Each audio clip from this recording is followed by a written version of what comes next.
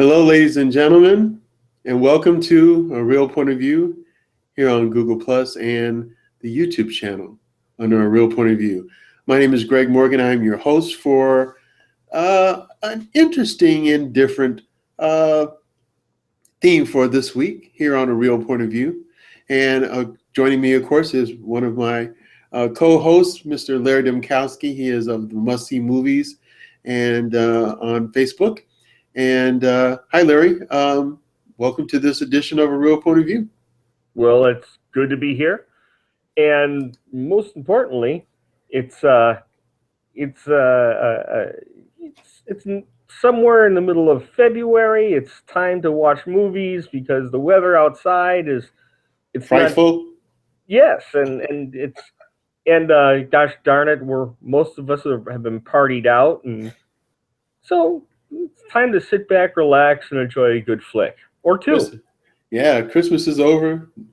Yeah. New Year's is over. The Super Bowl is over. It was probably over for me before it started since I'm a Cardinal fan going into that game. I'm a diehard Bear fan, but I was a Cardinal fan in the playoffs, and so that didn't pan out either. So, but like you said, Larry, it is a good time for films, good time for sitting down and having some popcorn, whether you're at home or at the theater. And in this case, like you said, not just one movie, but two. That's right. Good time to watch a double feature. Double features. Do you remember double features when you were a kid? At least I remember when I was a kid watching double features. I would watch matinees with my parents and my brothers and sisters, and also going to the drive-in, and you would be able to see a couple movies at the drive-in for like the price of one, 2 for 1. I always thought that was kind of cool. Yeah, we used to go to the double feature every weekend when I was a kid, and oh man, we saw movies. Sometimes they were a good pairing. Sometimes it was a John Wayne flick and an Errol Flynn flick, together, but sometimes they make just no sense at all. For instance, I remember one time Burt Reynolds movie, Mother Jugs and Speed. Right, I remember that. Along with a Trevor Howard film, and that was called Windwalker. And it's like there was no rhyme or reason between those two films being up there, together. So I remember going to this theater on the south side of Chicago with my dad, and he would either take me or me and my younger brother to go see these movies that my mom didn't really want to see. And that was my induction and introduction to Bruce Lee. And yeah, and I remember seeing I think the double feature I saw was Five Fingers of Death, which wasn't Bruce Lee, but it was an Asian film about martial arts. And then I think the other movie was like Fist of Fury. So I saw Fist of Fury and the Five Fingers of Death. And I was in seventh heaven, man. That was the coolest. That was just the coolest stuff. Well, one of the cool things about some of those flicks, especially the Kung Fu ones, is that many of them were a little bit shorter than your average film. Right. And so it was, and besides, it was just nothing but raw action from beginning to end of both films. So it was always they were always fun. I mean, to see something like that. We used to. I used to go down there with my buddies, and sometimes with my siblings. And of course, if I'm going with my sisters, the first thing right when you get to the movie theater, you separate. Yeah, right. I'm not going to sit with my sister. I'm going to go find somebody else. There was always the first flick was always a pretty good one. The second one was, kind of not. But every once in a while, you get a real gem for that second flick, and that was good. Yeah, in the olden days of Hollywood, the second was called a B film. Yeah, right. You had the A and then the B, and it's kind of like you know, the old 45 records. You had your primary song, and then you had the flip side, the B side, which was, you know, just trying to inspire the buyer to, oh, I want this one too now, you know. So Yeah, and I was talking to my wife about this, our theme, the double feature, and she was telling me, of course, to remember back when we could see two movies for a dollar if we yeah, went to the really early shows, and you'd see some pretty good films for a buck. And I mean, now obviously that was a long time ago, but still, it was one of the cool things about seeing the double feature. You got to see two for one. And then there were the times when you snuck into the theater and got to see one movie that you paid for, and then you snuck into another movie that was down the hall. yeah. And so you got your double feature that way too. It still was two for one, but it was just The, a matter of not getting caught. the town that I grew up in had a single. It was one of these old fashioned single screen theaters, um, and it was one of the oldest ones in Illinois, believe it or not. And uh, so when they did a double feature, and it wasn't a first run. It wasn't a first run theater either. So the films that came there, they opened up a week or so earlier somewhere, you know, elsewhere in the city. Mm-hmm. But that was cool. So when I would go to these double features, you know, you said a buck, 25 cents. 25 cents for two films.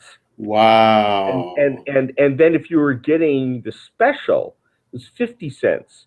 Two films, a cup of soda, and a thing of popcorn. For 50 cents. 50 cents. And now, what is it, like $22 Yeah, to you got to mortgage the house go? to do this now. So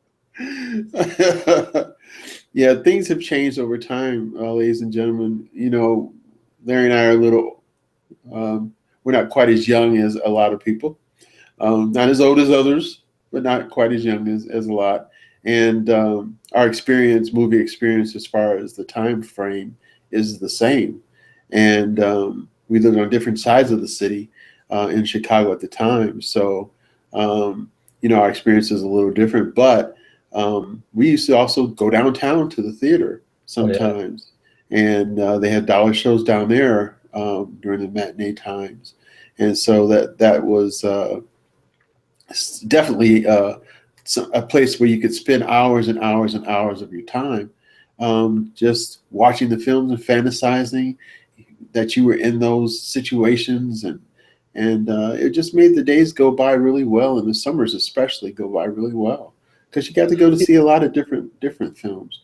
And so That's true. It's true. yeah, and of course, popcorn was a big deal for me, still is. Whenever I had the opportunity to go to see a movie in the theater, um, I make it a point to have popcorn. I don't care. I'm going to have at least a medium to a large bag of popcorn. So, just you know, prices have gotten higher, but the experience is very much the same. If you get to see, especially an epic movie on a big screen. Now, the double feature is not as often anymore. It's hard to find them anymore. But as we were growing up, they were abundant. Um, and I guess that would have been considered the baby boomer time, the latter part of the baby boomers.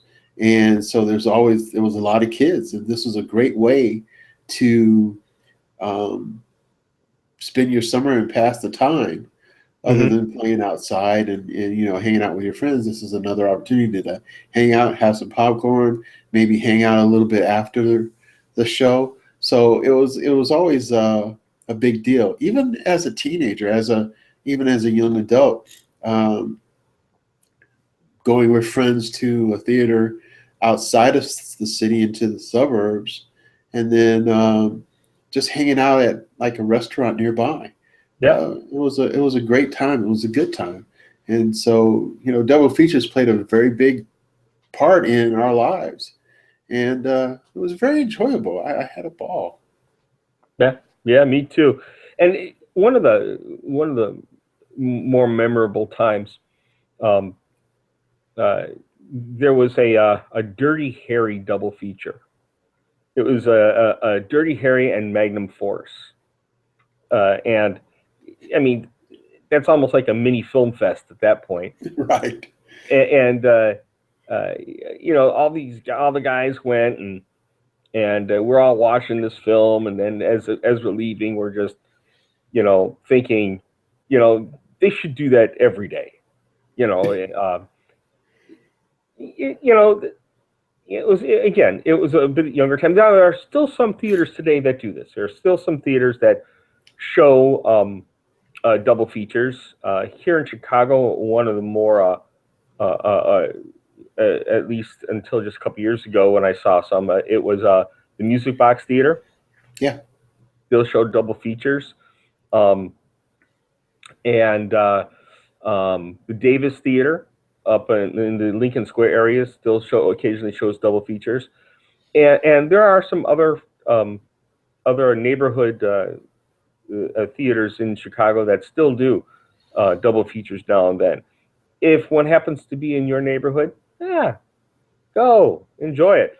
But the magic of technology allows us to stream these movies. Now we've all binge watched before. Right. This is not, well, this is in a way the ultimate binge watching, especially if you decide you're going to watch like all the James Bond movies in a row. Okay. That being said, I it did something to my sciatica. I couldn't stand up for like a week after that. But what I'm trying to say is you can do this at home. Pick a couple of flicks, sit down with popcorn and whatever, and family, or that special someone, and enjoy it. And so that being said, Greg, I picked two films. I paired a couple of films together, thinking that they might be a good pair of films to watch together. How about you? I did, and I was thinking after discussing the movies that we were going to utilize today for the show, I was thinking, well, I'm more the savory guy when it comes to the films, and you're more the sweetheart guy when it comes to the films today. Keeping in the into the season, with Valentine's Day only a couple of days away. You are the sweet guy with the Valentines and the romantics. And then I was the savory guy, the tough guy with the deep and more cerebral, I think, films. I've got two pretty good ones, Larry. I think I would be hard pressed to say that these are really a really good choice. And I think it would behoove our listeners and people watching to take a look at these two films. I'm pretty confident that they would get not just the entertainment factor out of it, but the storyline and the message. How about your films? Storyline, message? I'll tell you something. What I did was I looked for romance movies that a guy would like. Wow, now that was probably hard to do, wasn't it? At first I thought it was, and then I realized, no, there's a lot of really great films out there. Now, there are some films that I wanted to do, but I didn't because they're like foreign films that I really like, and I thought, I'm just going to stick to domestic films, American films.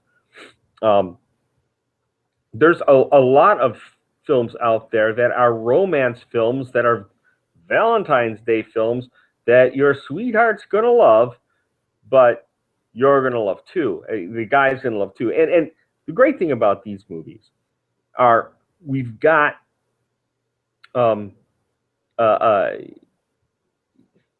let me say it this way. A happy wife is a happy life. Yes, sir, indeed. So now, guys, listen carefully. Ladies out there, of course, I'm a man. My opinion doesn't count.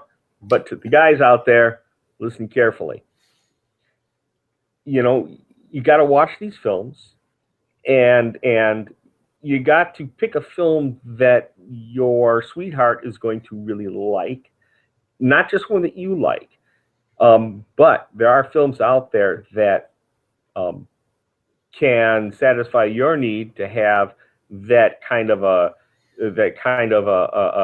gruff storyline, and yet at the same time, well, let me show you. One of the films, the one that I'd start with, is Jerry Maguire. It's a sports film. It's a complete sports film, and you have these guys, having pissing contests and yelling at each other back and forth, and they're aggressive and they're A type personality. Great guy film. On the other hand, one line, you had me at hello. It is the perfect chick film. So and no matter how the girl is going to like it or not like it, the second that line comes out, bang! Guys, you did good by choosing this film for you and your girl. Now you've seen this movie, Greg. What did you think about it? It's actually a pretty good movie. With all the things that go on within the realms of the film, you've got this struggling sports agent trying to capture the one client that's going to help make him a superstar, and you see him struggle through this, and then he comes up with the actual athlete that really is going to help his career, and they end up helping each other. But throughout it all, they always say that the strongest woman is always at your side, and helping you along the way. Well, that's what this movie is. And what makes this a good movie for everybody is guys can be guys watching the sports guy, and he can also have a woman who is not just in the background. This woman is up front. She's helping. She's truly the backbone and the reason why Jerry Maguire is successful in this film. And then, oh yeah, romance. That happens too. Yeah, I liked it. Renee Zellweger does a great job in this, and really provides an outstanding anchor for the Tom Cruise character. And matter of fact, I was very satisfied watching their relationship grow as Jerry Maguire's is growing as not just as this this bloodthirsty agent, but he's starting to grow as a human being a little bit, and she provides a great anchor for that. And at the same time, professionally, not just as a money guy, but professionally, the whole relationship he has with Rod Tidwell, the Cuba Gooding Jr.'s character, really again provides now two anchors from which he tends to just understand more about himself and the people around him. It's a well-made movie. As a matter of fact, it's one of my favorite Tom Cruise movies of all time. Yeah, I mean it's really done well, and we're so used to Tom Cruise being in this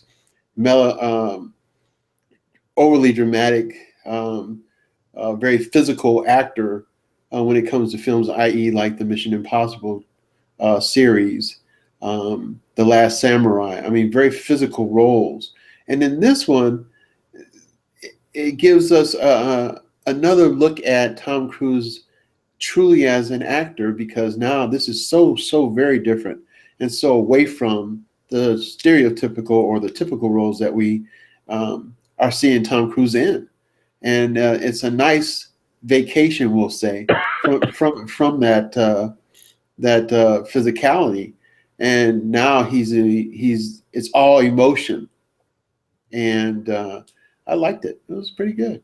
Yeah, now that movie came out in 1996.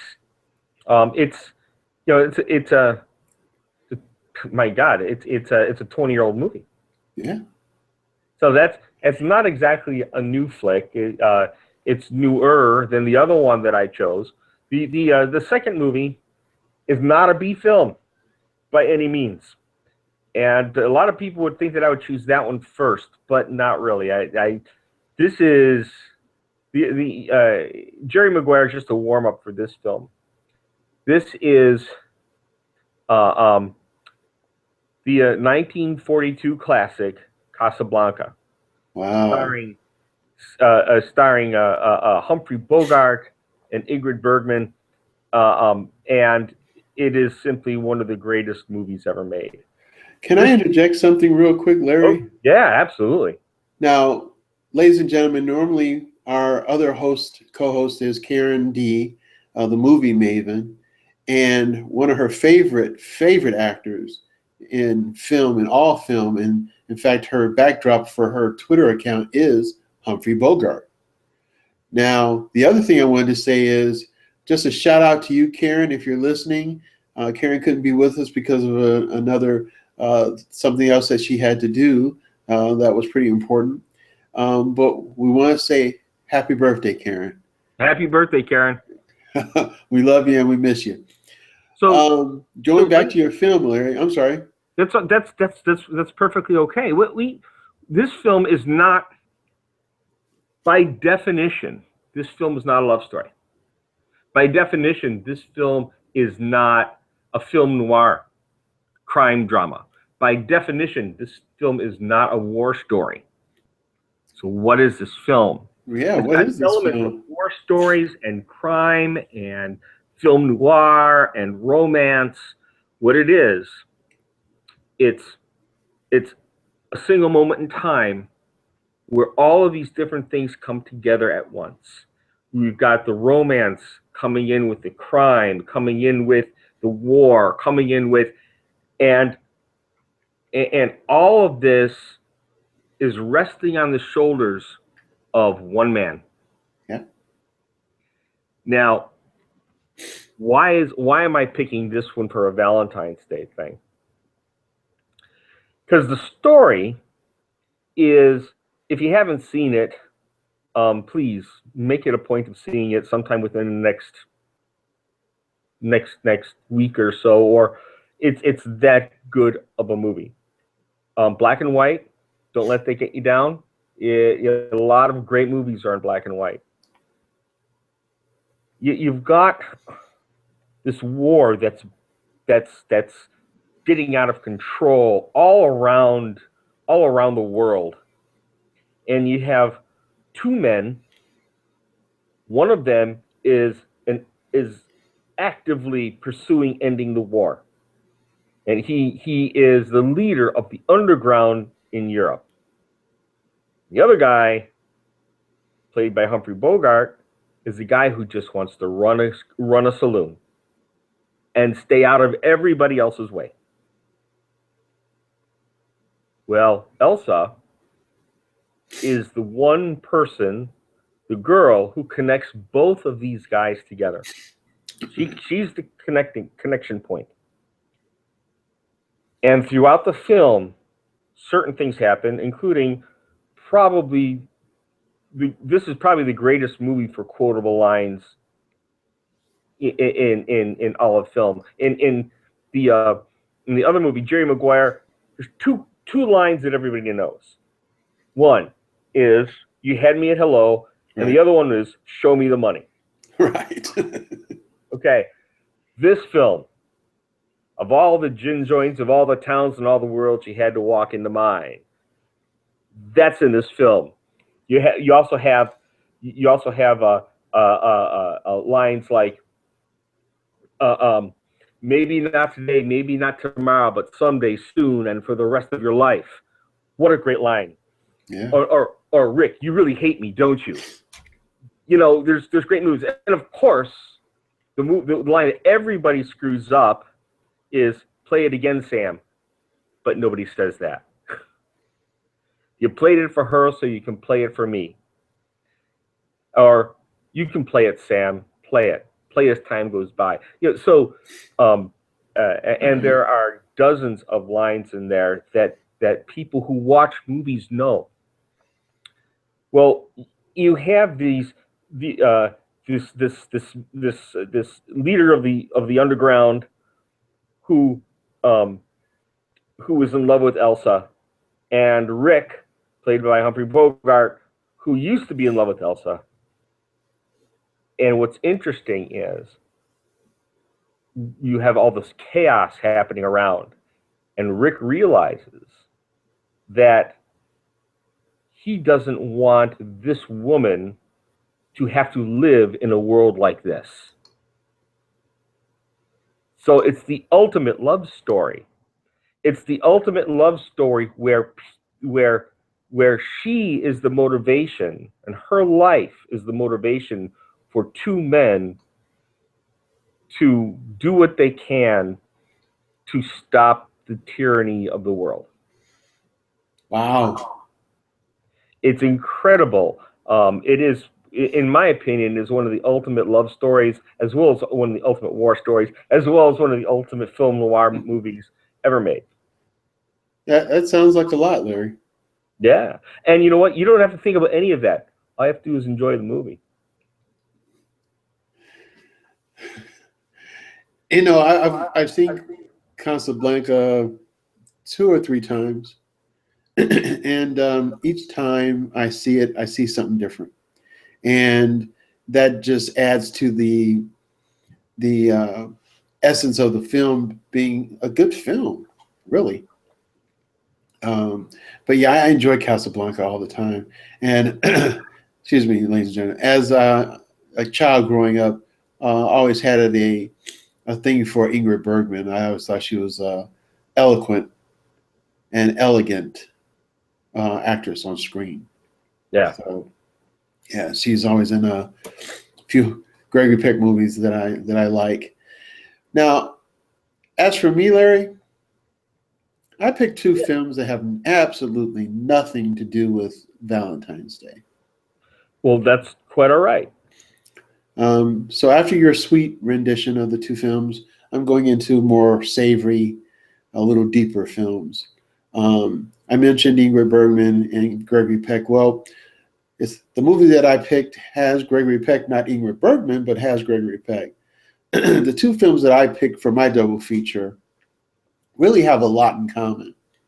And so the first film that I picked is with Gregory Peck, and the film is To Kill a Mockingbird.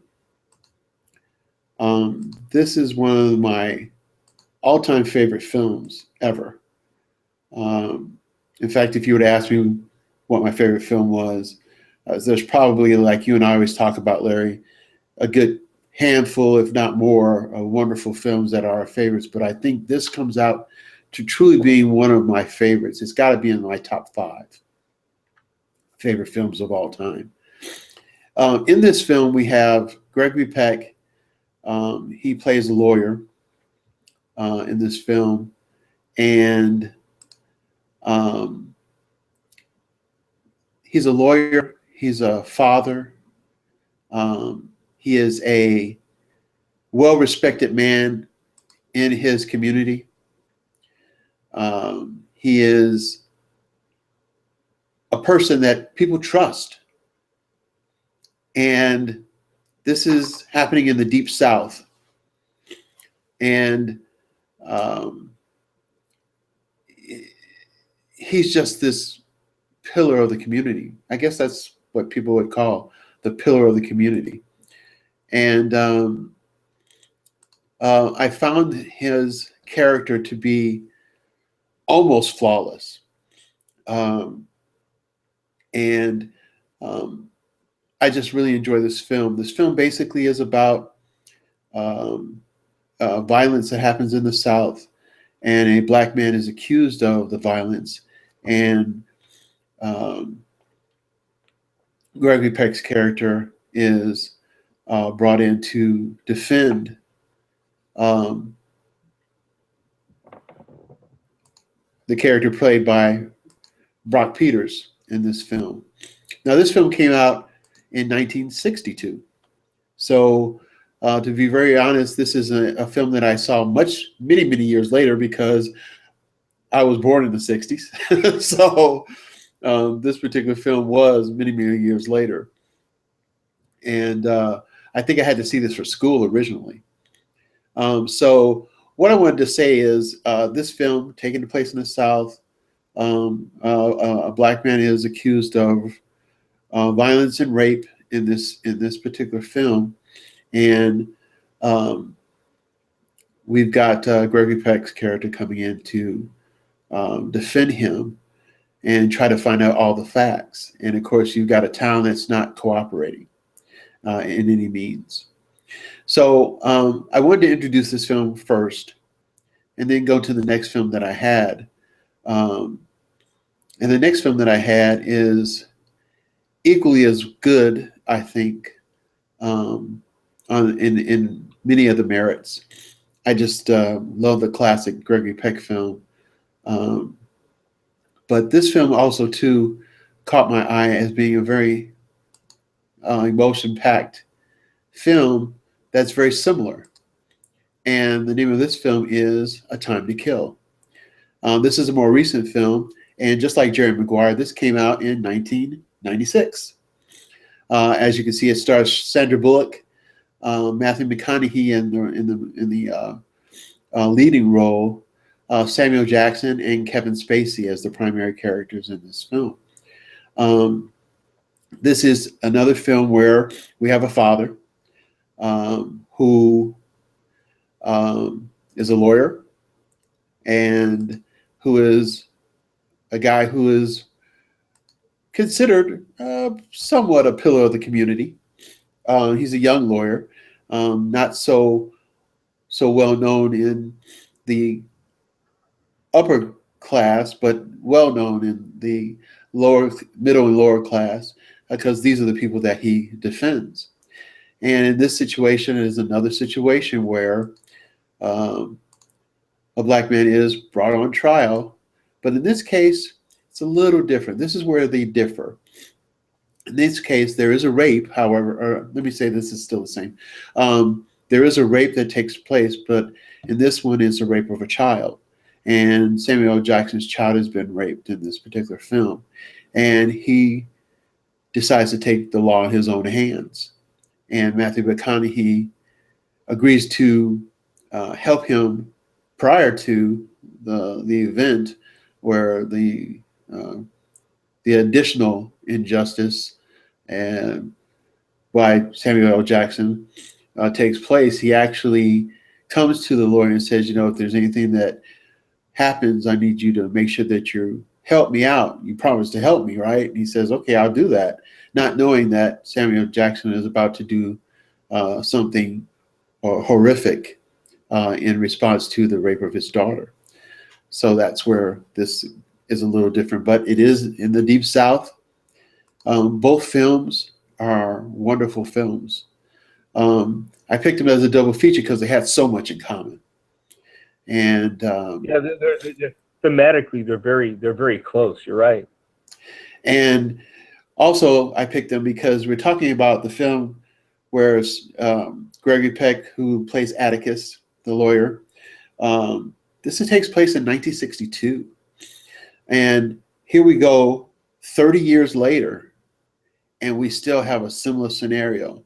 Not very much has changed in the eyes of the South about race relations, about diversity. Still, the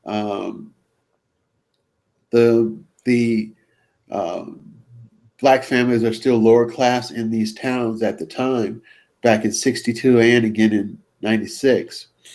The difference, however, is there is, and you can tell that there is some change.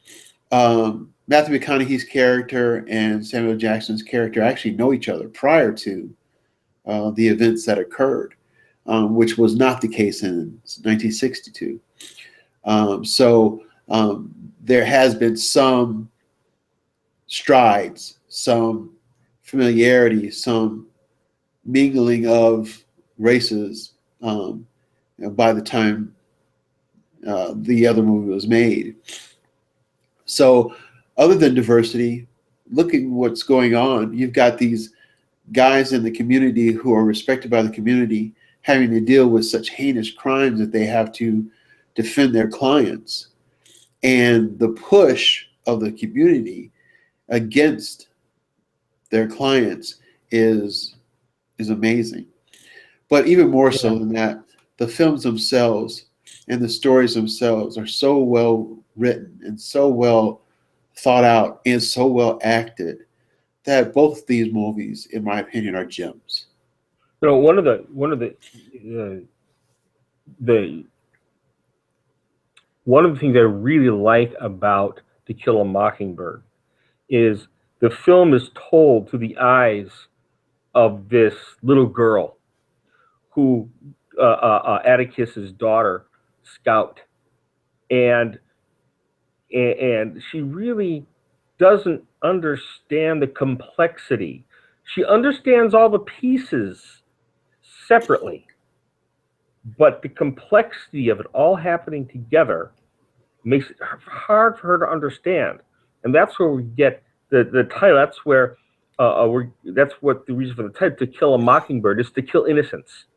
Right, exactly. Kill something pure, to kill innocence. And it's the complexity of what's happening around her that that robs her of her innocence. And in a sense, in a way, it's this society that in which they live, their culture in which they live, is literally destroying the children as before the children have a chance to even walk across the street practically. The abject hatred that people have across the board, and they don't even care that this is also affecting their children. Right. The great thing about this film is how, and the book is incredible. The filmmakers did such a great job sticking very close to the story that the book provides. I think for me, the role of Atticus Finch, both in the book and in the film, is so pivotal and so key to the whole thing. I mean, we're seeing everything through the eye of this little girl, but her father, Atticus, is her whole life. Mm-hmm. And so she navigates through all of this, keeping her eye on her dad. And that provides some marvelous moments, both on the screen and in the book. Yeah, I enjoyed this movie because of the story. I enjoyed this movie because of, like I said, it was just really well acted. And different points in the film, teaching the different lessons that they teach, just makes this movie worthwhile watching. And so I encourage you, anyone listening, to take a look at To Kill a Mockingbird. You'll find that once you see it the first time, it'll hopefully compel you to see it again and see all the nuances that you may have missed just watching it as an overview. And Scout's importance throughout the film and the things that she does and the things that she says are very relevant to the rest of the film. Yeah, it's very clear that Scout is Harper Lee in this, the writer, the writer of the book in this story, and in fact, she even says it in the beginning of the story that that's who she is. Yeah, so, yeah, that's true. That's true, and regard to your second one, A Time to Kill. I got the feeling watching this film that To Kill a Mockingbird played heavily in the minds of the filmmakers. Oh yeah, as they made A Time to Kill. It's definitely not a retelling of To Kill a Mockingbird by any means, but there's a certain respect that A Time to Kill has and shows they have for To Kill a Mockingbird. There are some scenes there which they're real close, and it really makes you for a minute think about that first film. And I think you put them in the right order, not just because chronologically, but because it in seeing To Kill a Mockingbird will help viewing A Time to Kill. Yeah, it's like a development over time, and bringing one of the things that I kind of liked about it was we have this small town lawyer who reminds me, even going further back, of Abraham Lincoln, actually, as a lawyer. Small town lawyer, but not small in understanding and knowledge of the law, not small in understanding and knowledge of people. And one of the things that Atticus Finch had in his favor was people. He was a people person. He was a quiet man, but sometimes your quiet essence speaks loudly. And he was well respected before and after this trial. And then going into this newer film, A Time to Kill, again, we have a little younger lawyer, not as experienced in criminal matters, but it didn't matter. He was a smart young man who paid attention, who truly liked a lot of people, and had a very decent personality, and that helped him with the cases that he had. But again, both of these small town lawyers, and including Lincoln, these small town lawyers, being able to capture the essence of, or capture the attention of all the people around them, and making them listen without truly forcing them to listen. I thought that was really wonderful in Atticus Finch's situation. And again, in Matthew McConaughey's, I apologize, ladies and gentlemen, not knowing the character name, but in Matthew McConaughey's film as the lawyer, one of the best parts of this film is the summation at the end of the trial. Samuel L. Jackson kind of prods his lawyer to be more understanding of the people he's dealing with, because he tries to remind him that you're dealing with people like yourself, people who are not like me. And he wasn't really necessarily talking about race. He was more talking about class in that situation. Being around people who, don't hang out in the same societies, but you can do that. Yeah. And people don't come and talk to us and even care what we think. And we do think, and we have opinions, but no one seems to care. So I hired you because you're like them. Yeah. And Matthew McConaughey took all that. He took the part that was not offensive to him, which Samuel Jackson said, I'm not trying to be offensive, but yet he took also the angst about it, and he formulated it in his mind to understand and have a better understanding of what Samuel Jackson's character was going through, but not just his character, but what he was going through as a father. Well, and I was just going to say that one of the reasons why that works is everything you're saying in juxtaposition to what the Kevin Spacey character is doing. Yeah. Because you otherwise you get a boring movie. But what Kevin Spacey's character is doing and what the Donald Sutherland character is doing, you see where there's a fine line that has to be followed here. And McConaughey does a brilliant job, walking that fine line and knowing when to break the eggs around him and when not to. Yeah. So it's well written. It's a solid movie to watch, and this is also a movie that um, you're going to talk about. You're going to talk about it with the people that you see the movie with, just like your first choice. With To Kill a Mockingbird, when you see this movie with your friends or with your family, you're going to want to talk about it. And I think both, Greg. I think these are two outstanding films for a double feature because both films really They tug at your emotions. Yeah, yeah. And they tug at your sensibilities. They tug at your understanding that, all the different people that there are in the world and how different people react to situations, react to each other. There's still that commonality amongst us.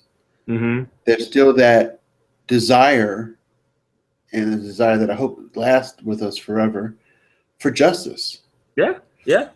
Um, and sometimes justice doesn't look like that's what justice is, especially in A Time to Kill. You would think because of the circumstances, um, there's no, from the time that the movie starts to the time it ends, there's no misunderstanding about Samuel L. Jackson and his character and what happened. No mistake. But that doesn't always mean that what you see as facts are all the facts.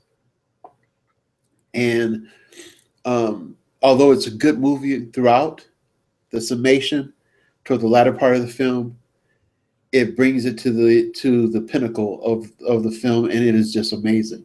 Yeah. And I sat and did exactly. I followed directions because he gives directions, ladies and gentlemen, in this film. Matthew McConaughey does when he's talking about the summation, and I followed the directions, and I had a sense of the feeling that he was trying to infuse. And I think if you sit back and watch this and follow the directions, you will too. And then you find out about the humanity of the film, even more so. It's both of these films. Excuse me. I should be watched by everybody. You gotta give yourself an opportunity to watch both films. And like you said, Larry, I think the best order would be Kill a Mockingbird and then A Time to Kill. Would make sense, as well as show the gradual increase in understanding and the maturity of that understanding, even more so in the latter film. Yeah, yeah. Now, now it wouldn't be one of these things, one of these shows that we do here, if I didn't have an honorable mention, Greg. What? Yes. You have an honorable mention? Yes, I have an honorable mention in case that the movies that we're doing is just not your thing. You don't like deep, rich, thought-provoking films. You don't like old movies that are in black and white. Oh no! And you cannot stand movies that have, love but no sex. Go ahead. Okay, so I have an honorable mention. I have a couple of films for you that it works. It's fun, and and here I give to you um, a couple of films that would work really well in a work really well in uh, as a double feature. And the first one, because Greg, this one's for you mostly, because I know how you like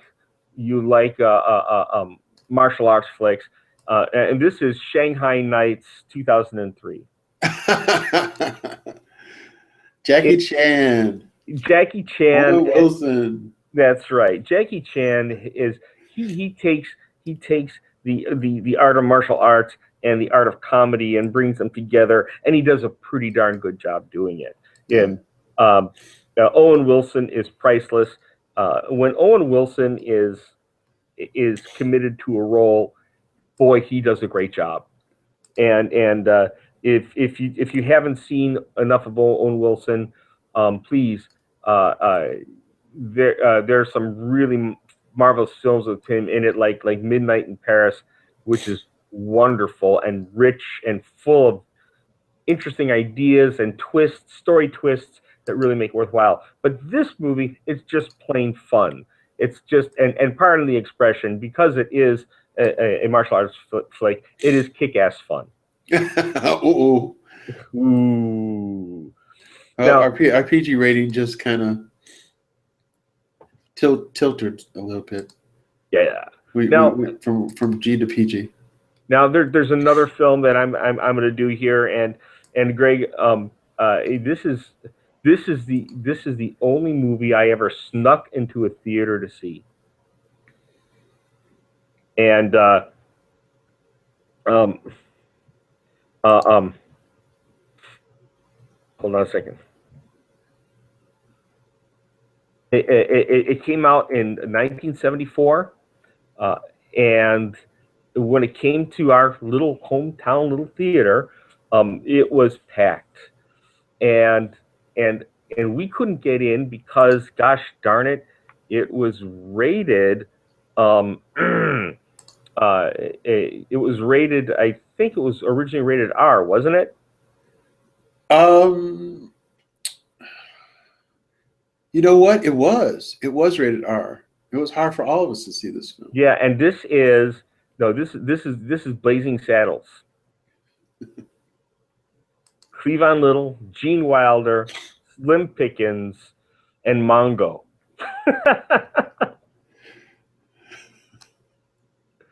This is a fun movie that you can't make today. And you can't. And I don't know what it was. It was the times. It was the times. It was the times. It is unapologetic. It is. It makes fun, satirical fun at blaxploitation films. It does. Westerns. At Westerns, specifically Westerns, and the bad Westerns of the day. Especially the bad Westerns, right? Slim Pickens does a great job being Slim Pickens. I met Slim Pickens once, and wow. he's was in real life the exact same as he is in almost every movie you've seen him in. He's wild and crazy and loud, and everybody's his friend. But these two movies together, one with Jackie Chan and Owen Wilson, and the other one with Mel Brooks and Cleavon Little and Gene Wilder, you're going to forget your problems for the next 2 or 3 or 10 hours or whatever. So for the people out there who could care less if it's Valentine's Day, could care less about any deep, emotionally ridden film, these two films will definitely help you to pass by about 4 hours of your time. They're both great films. And for those of you, ladies and gentlemen, who don't know who Mongo is, he was a former defensive tackle for the Detroit Lions, and that was Alex Karras. Yes, Mongo. Candyman for Mr. Mongo. Indeed. Now, this is going to shock you, Larry. Guess what? No, I can't guess. Tell me. Even I, who never typically does this, I do it sometimes, but not that often.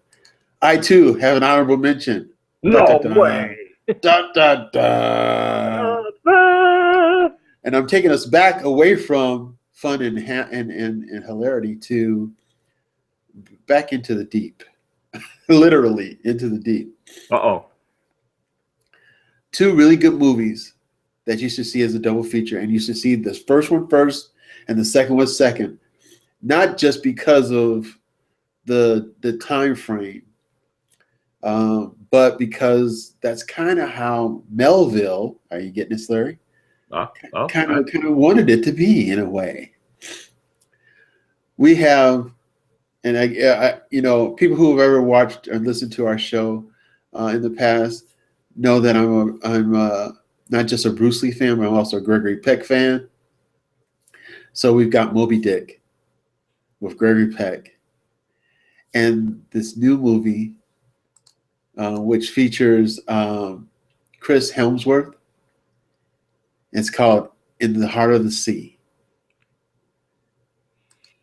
You're going from the story that is seemingly part fiction, seemingly part real, to one that's even more real, which actually spawned Moby Dick. So you get Moby Dick, the big whale, in both films, and this is all Melville stuff. So that's a really good double feature: Moby Dick with Gregory Peck and Into the Heart of the Sea with Chris Hemsworth. And what's interesting is the first time I saw Moby Dick was on Family Classics. Yes. On Sunday afternoon. We're both from Chicago watching the Sunday matinee. That's right. And Gregory Peck again does an incredible job as Captain Ahab, tense and single-minded Captain Ahab. I think what most of the audience doesn't know, if you've read the book of Moby Dick, you realize that movie cuts out most of the book, because the second part, or the bulk of the book, is the survivors of the Pequod trying to get home. Yep. And that part is very much the story of In the Heart of the Sea. Yeah. It is hard. It is. That's the story. What was the name of the ship? Don't remember. The Exeter. That sounds right. So, that being said, it's a hard film to watch, but it doesn't let you go. Once you start watching it, it will hold on to you until it's done with you. Right. Right. But both films will.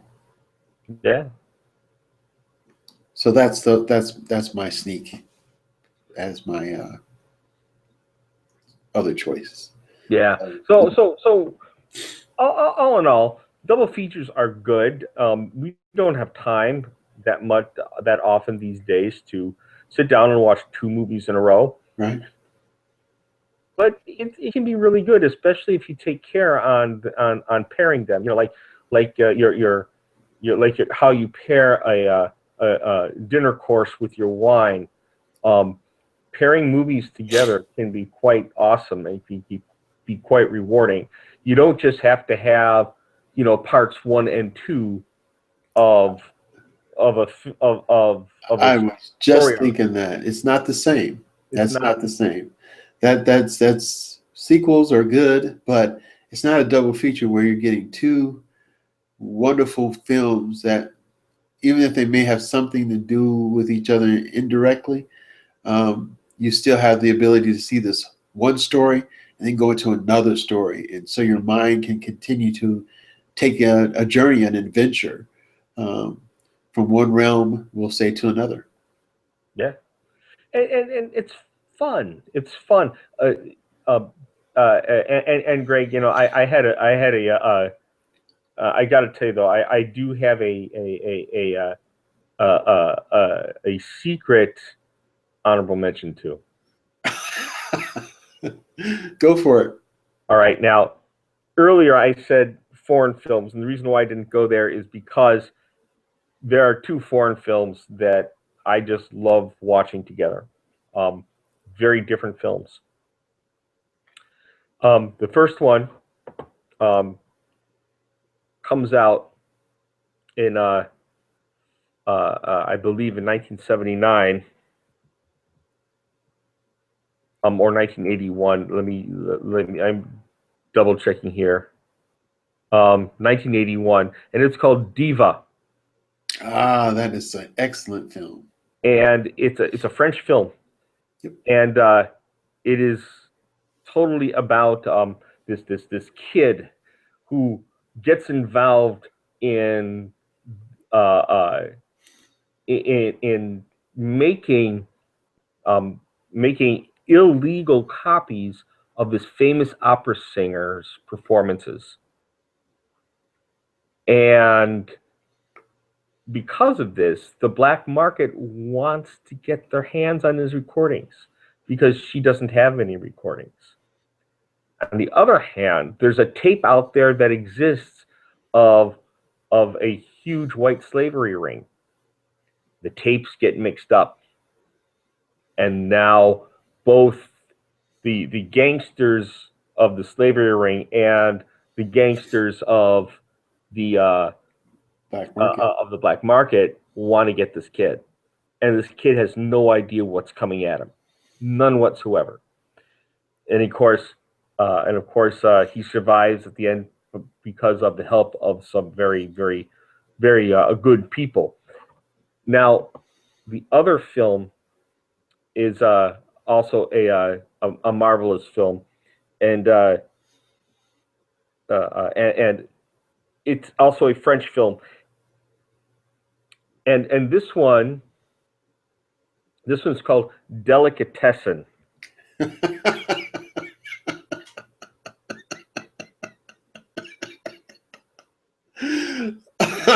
And this also a good film, but very different. This one comes out 10 years later, 1991. Now, why did I pick these two films? Because this is important. I picked these two films because one of them, well, actually, they both have this one actor in there. In the first one, Diva, this guy plays a minor role. The guy, his name is Pichon, and in the second movie, in Delicatessen, he plays a major role. He is a marvelous physical actor. You can turn the sound off, not even worry about if it's in French or not. Don't even worry about subtitles. Just watch this guy act. He's fantastic.